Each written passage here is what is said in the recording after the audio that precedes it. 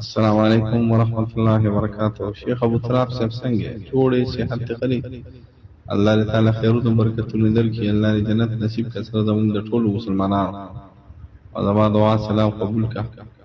الله دې تاسو ته خیر او برکت درکړي. مشکلاتونه من الله سره زموږ په امان کې وساتي. ډېره مهرباني. مرګور دعا او مرګور دوستانو ته دعا سلام زما کوه. ماشاءالله.